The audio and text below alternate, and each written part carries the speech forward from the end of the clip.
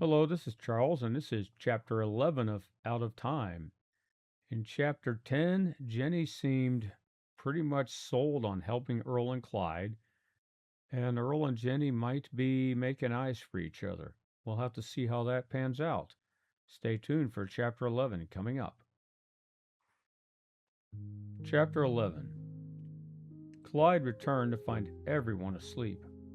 Earl was stretched out on the couch while Jenny had fallen asleep while rocking George, who was also fast asleep. Clyde tried to close the door quietly, but the sound woke Jenny.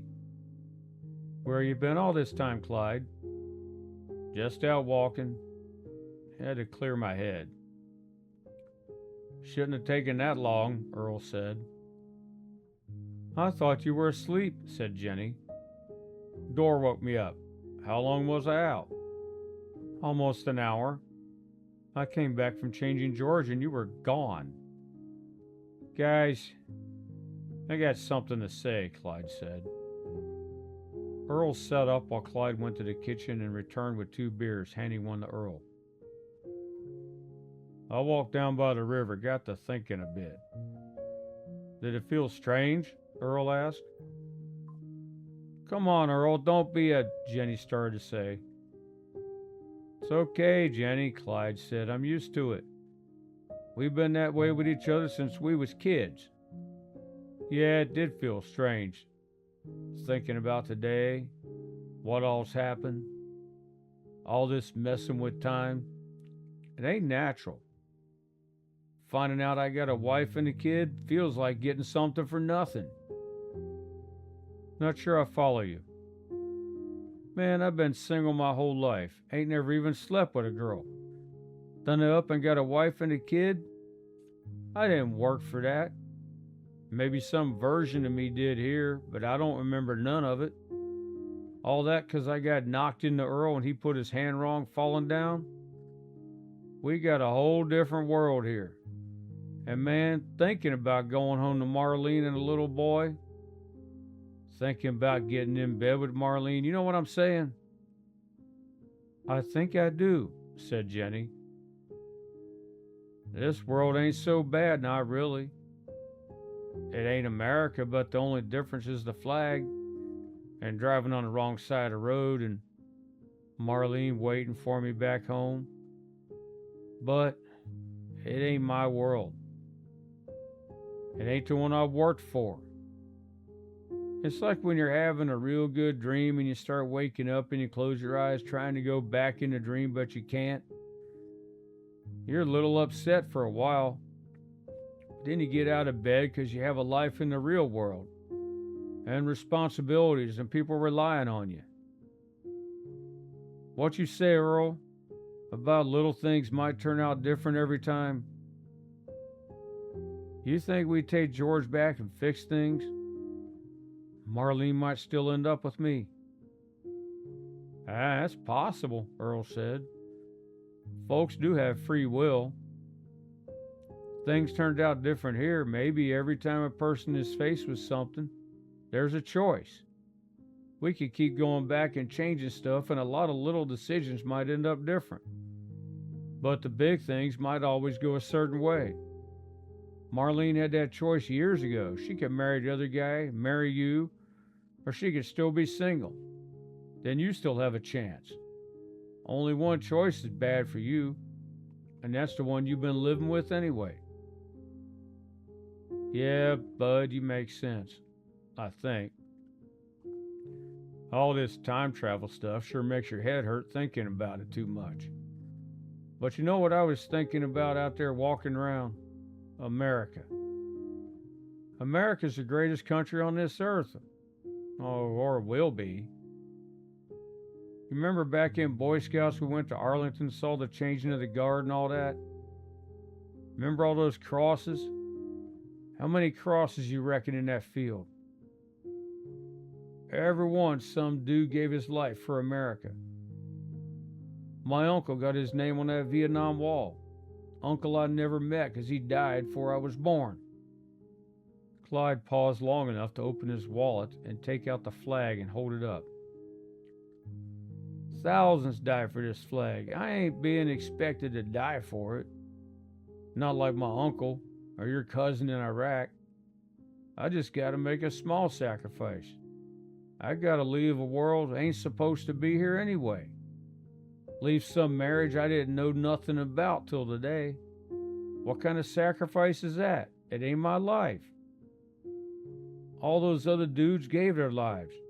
I'm selfish if I can't give a little less than that for my country. I've seen that flag, said Jenny. It's in the history books. Nah, just not as many stars on it. The flag of the rebellion. The flag of a successful rebellion if we can get George back there to see to it. It's a flag that many have died for. Many died to make America, and many died to protect it. If it comes to it, I'd die for that flag. Hoping I can live for it, though. Live to see it flying again. Earl was speechless. He had never heard his friend speak like that. He always knew Clyde felt that way, but had never heard him express it quite so eloquently. He wanted to say something, but felt nothing could top that, so he said nothing. Jenny wiped her eye, looked at Earl and then at Clyde and down at George sleeping in her arms. These two men, what was the word Earl used? Hillbillies?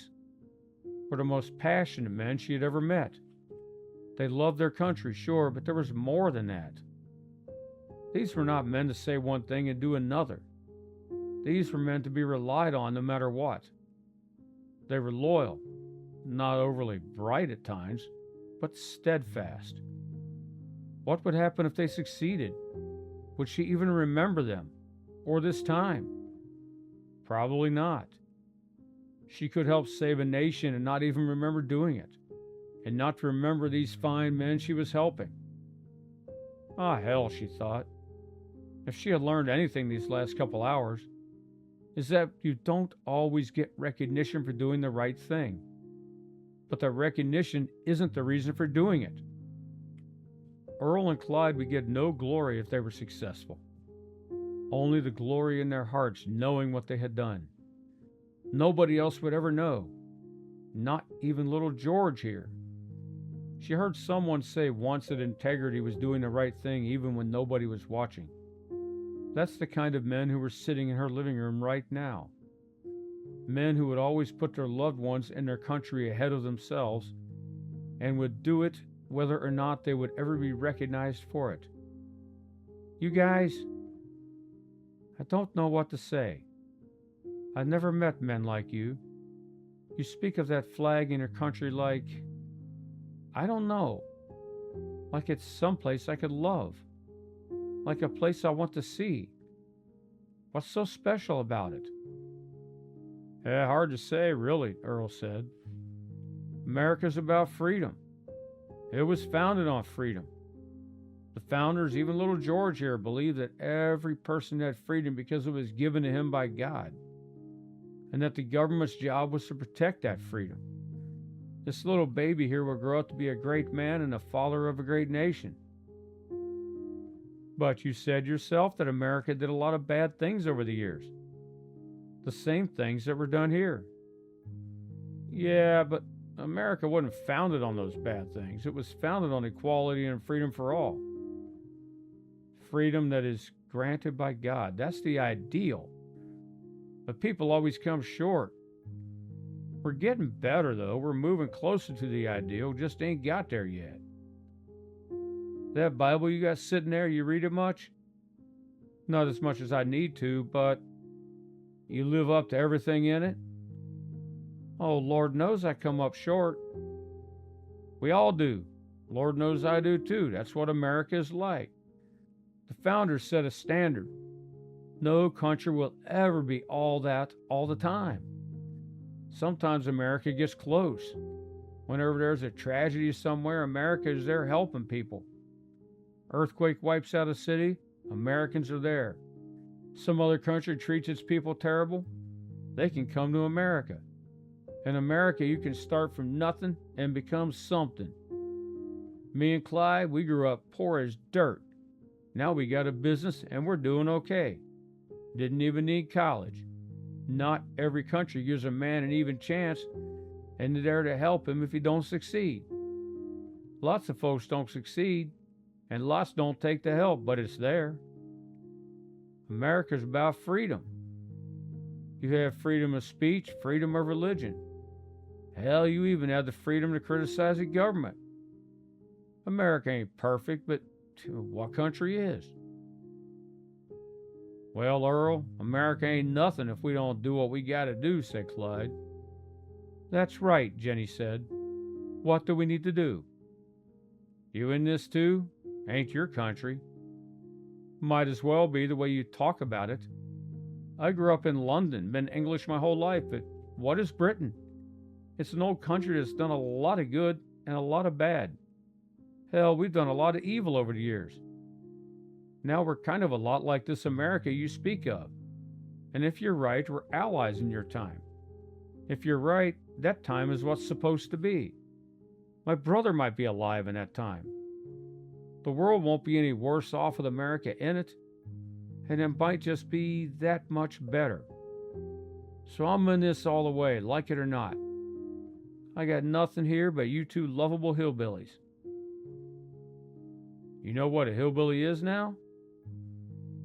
Earl told me all about it. Well, I bet that was interesting. It was. He told me that where you come from, people like you are looked down on. And if people think you're stupid, they're wrong. If all hillbillies are like you, then the world needs more hillbillies. Why, thank you, I think. They call us other things, rednecks, hicks, and some other things I can't repeat. They think we're all racist. Well, some are, but most of us ain't.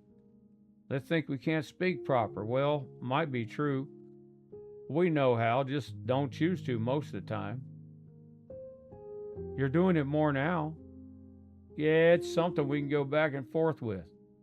Earl tell you about that too? Yes, he did. Must have had some kind of talk while I was out walking. Yes, we did.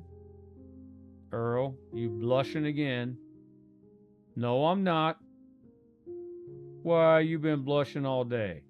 Last time I seen you blush like that was back in 8th grade when Maggie Jones asked you to dance. Maggie? Forgot about her. You were jealous. No, I weren't. Come on, Clyde. You had the hots for her. I know it. Didn't much matter. She was dancing with, what was that redhead's name? Brad Connors? She danced with him the rest of the night. Poor Brad, he was a good guy. Him and Maggie would have made a good couple. Who knows? We fix things. Maybe Brad comes home from Afghanistan alive this time. Yeah, maybe. Guys, let's come up with a plan, Jenny said. Okay, Earl said, here's the way I see it. Powers Brothers don't need to go back to finish their job. They take out George and it's over. They could jump back and kill his mother before he's born, and that would end it too, but we know they ain't done that yet because he's still here. Don't think they can jump, Clyde said. They would have done that if they could. We wouldn't even know it.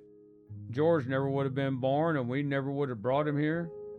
We'd be in another different time and probably wouldn't even know better. Why would they not be able to jump? Remember the time on the professor's tablet? They went back 10 years to test it out. Then they jumped to the plantation. Morons probably use the same batteries. Jumped there and back. Probably not enough juice for another jump. We put fresh batteries before we went and took extras with us. They had extras, but Nathaniel took their packs off. They had their guns and extra batteries in their packs. So those belts take batteries? Jenny asked. Clyde exited the room and came back with one. See, the battery goes in here. These pack more juice than any battery you ever see, but takes a lot of juice to jump back. Avi told us the battery's good for a couple round trips. We packed extras. We got plenty, but our belts are busted. Powers Brothers got good belts, but no batteries. Did you say the Powers Brothers? Yeah, you know them? They live on the West Coast, have that media company. Same as in our time. Yeah, they're a couple disagreeable people. I almost said a bad word.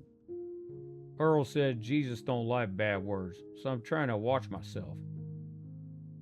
Jesus doesn't like a lot of things I catch myself saying, Jenny said. Good thing he's forgiving. Amen, Earl and Clyde said together. Well, they got two choices, Earl said. They come and kill George, or they get batteries and go back for his parents. They got two ways to get batteries. They take us out, but they ain't gonna need batteries if they do that. They just kill George then, or they find the prof. They got the belts, he can make batteries. But he ain't built the machines in this time. Maybe not, but he knows how.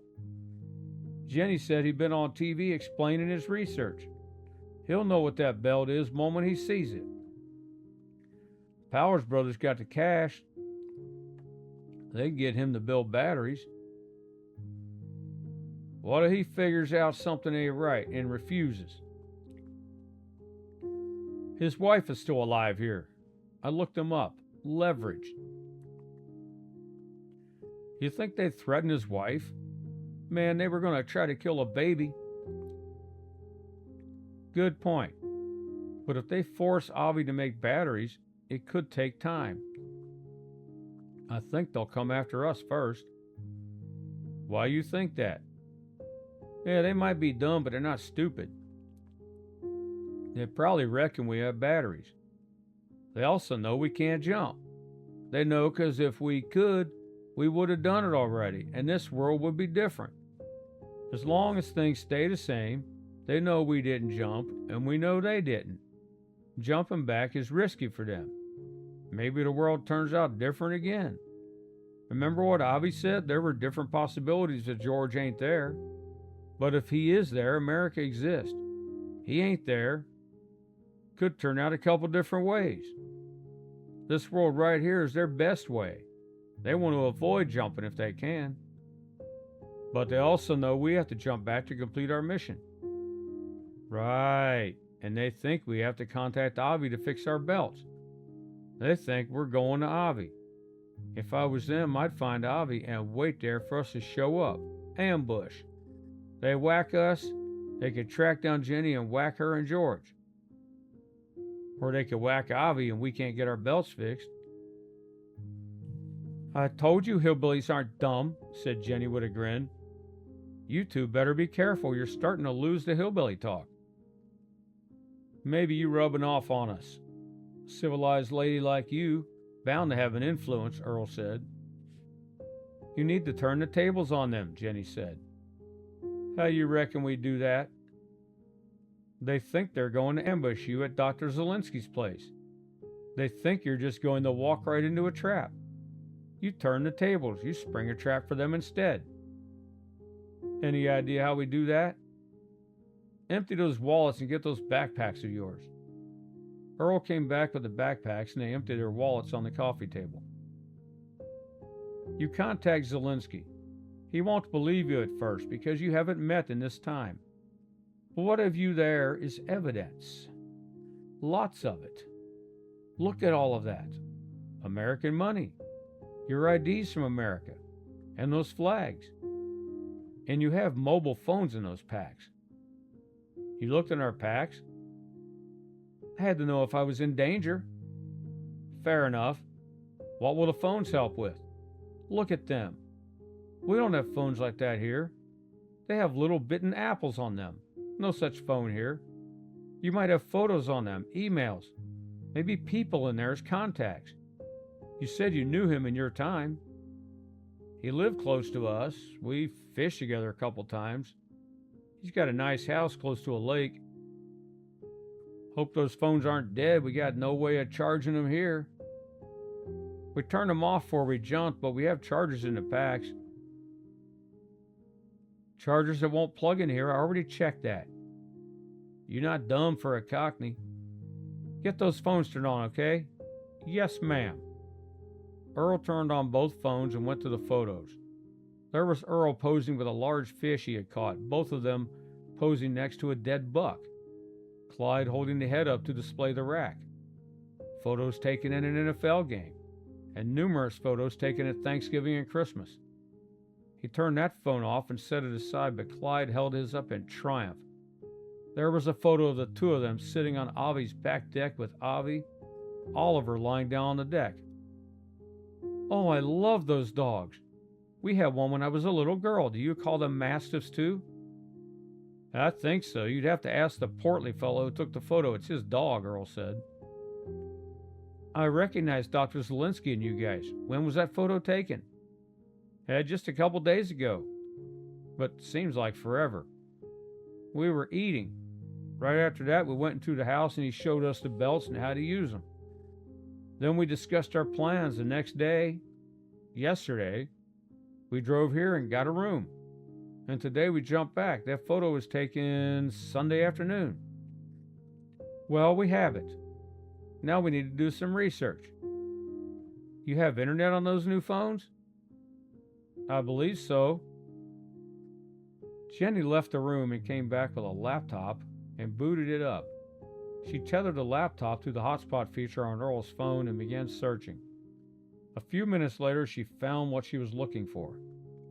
There was a listing for Avi and Nadia Zielinski in Warsaw. There was an address and a phone number, but no email. Kinda odd for a famous guy like him to have a listed number, Earl said. Oh, it's not listed, Jenny said. Huh? I see it right there. Yeah, I'm good at looking things up. Well, I hope you enjoyed Chapter 11. If so, please like and subscribe. And if you would like information about my other work, you can check the links in the description below. Take care, and I'll see you on the next one.